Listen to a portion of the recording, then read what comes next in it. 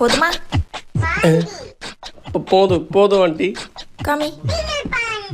இது என்னது, நெய்யா? ரசம் பா, சாப்பிடு. ஏன் உடைக்கிறீங்க? பாதி அவளுக்கு வேணும்ல.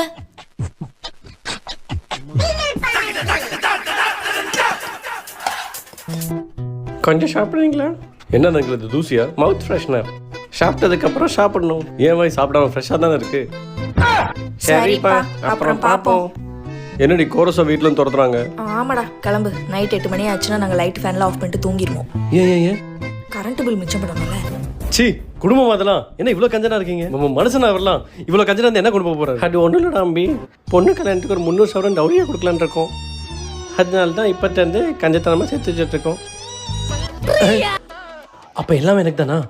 மனிதன் நீங்கள் தான் அங்கிள், மனுஷன்.